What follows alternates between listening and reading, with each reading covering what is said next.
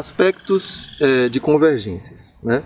Então, como eu coloquei inicialmente, essas abordagens elas apontam, né, para a singularidade do método, né? Embora tenham essas características fortes, né, profundas, né, comuns, mas cada processo, cada experiência de pesquisa ela é única.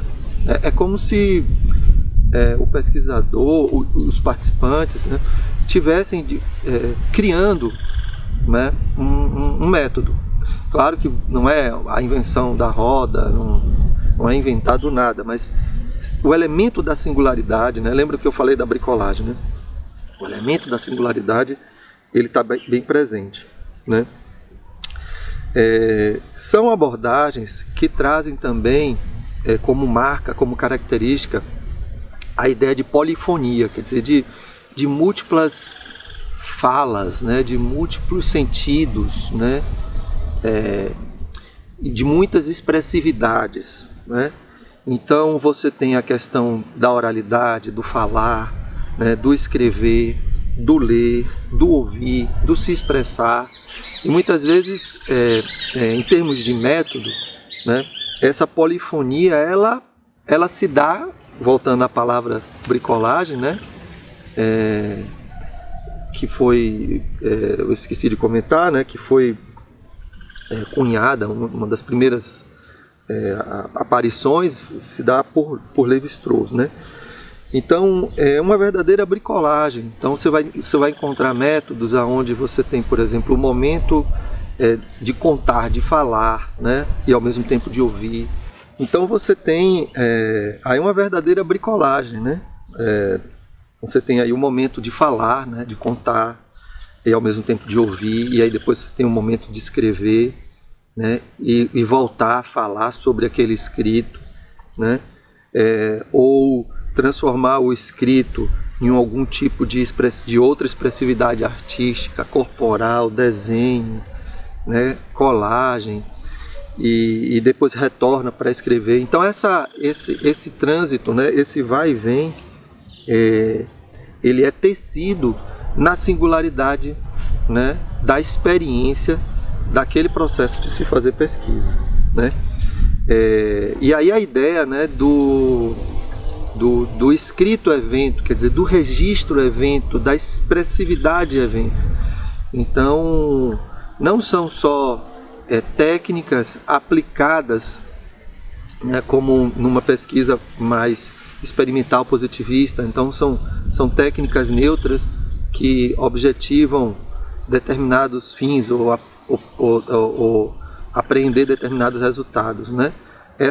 Esses dispositivos, eles são dispositivos vividos, né, por todos envolvidos, né? Então eu não estou aplicando uma escala e simplesmente aquela escala ela vai representar algum tipo de resultado para mim, né?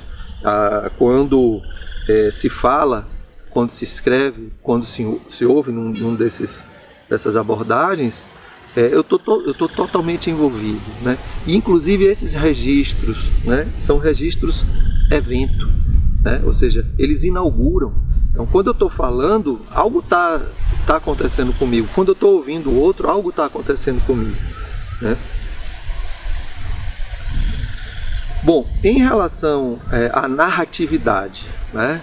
E aí acho que é um ponto comum, né? Olha, estou falando de narratividade, né? Não necessariamente a pesquisa narrativa, mas a ideia de narratividade, de contação, né? Do processo do contar, né? Então a narratividade, ela é um discurso e é também uma enunciação que aponta para a dimensão temporal da existência e experiência. Então a ideia da narratividade, né, traz o discurso, o conteúdo, o dito, o enunciado, né? Ela traz a posição que o sujeito do discurso ocupa, e aí você tem determinadas linhas teóricas, o caso do Bakhtin, que vai caminhar por aí, né? Da ideia da prática social, ou seja, você tem a narratividade é algo complexo, tá? E a narratividade, ela aponta para a dimensão da temporalidade, da passagem, né? Então, quando você conta uma história, quando você fala de um acontecimento, você traz uma temporalidade. E uma temporalidade do vivido, uma temporalidade da existência, né?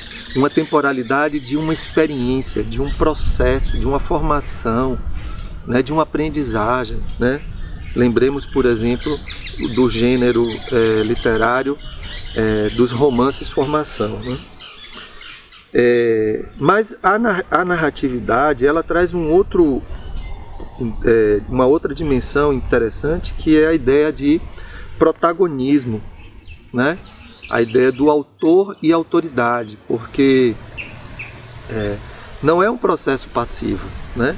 A narratividade, ela, por ser implicada, né? Por ser vivida, né? Há um protagonismo, né? No processo da narratividade, de quem conta, de quem ouve.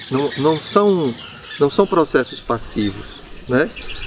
E há também toda uma inventividade, porque a narratividade não é uma reprodução do que aconteceu, uma reprodução do vivido, né? É um revivido, é um vivido que se reinventa, né? E aí a ideia do autor, né?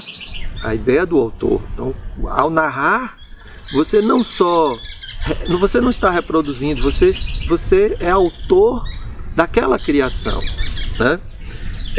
E, consequentemente, a autoridade, né? Porque há um, vamos dizer assim, um processo de empoderamento ao contar algo, né? E tudo isso aí é importante, assim, porque vai nos dar possibilidades de compreensão, como eu disse, nos desdobramentos, né, dessas abordagens, no que diz respeito, por exemplo, aos dispositivos de produção de informação, de análise, etc., né? A ideia de narratividade também, a partir disso que eu estou trazendo, né, vem de uma certa tradição aí da sociologia e também da psicologia social, né, principalmente aí de influência da escola de Chicago, né, um autor muito conhecido dessa escola, o Gerfilk, que ele dizia que o outro não é um idiota social. Então havia uma tradição na sociologia de desdenhar desse indivíduo, do cotidiano, do comum, né, como, né, um idiota social no sentido de incapaz de pensar a dinâmica social, mas um reprodutor, né? E o outro não é um idiota social, quer dizer, o outro é um sujeito ativo no cotidiano da vida, né? Da sociedade, do processo, né? E um outro ponto, né, é a ideia de que a narratividade ela não é um distanciamento da vida, né, mas é uma afirmação da vida. Quer dizer, quando eu narro algo, eu não saio da vida para falar da vida, eu estou na vida, né? E estou na vida e estou produzindo uma verdade, né? Eu estou criando, né? E aí produzir a verdade remete muito, né, ao entendimento, sobretudo aí, das contribuições do Gadamer, né? A ideia de que a verdade como um acontecimento, né? A verdade como um acontecimento, né? E a verdade possibilitada pela compreensão, né? A compreensão traz um tipo de verdade, né? E que é um acontecimento, né? Então é uma outra forma, né, da gente de compreender o que é verdade, o que é verdadeiro, o que é verdade, e isso tem uma implicação profunda, né, no processo de produção do conhecimento e também no fazer ciência, no fazer científico, né? Então nós, né, que trabalhamos numa perspectiva da pesquisa qualitativa e interpretativa, né, nós que trabalhamos, que desenvolvemos pesquisas numa abordagem mais uma abordagem narrativa, autobiográfica, biográfica, trabalhamos sim, né, cientificamente, né? Produzimos conhecimentos, né, científicos, né? Perspectivamos a verdade, mas em um outro sentido, né? Em um sentido da verdade como acontecimento, e num sentido de que a compreensão ela inaugura, ela possibilita um tipo de verdade. E tem todo um discorrer aí sobre esse processo que não vem ao caso agora.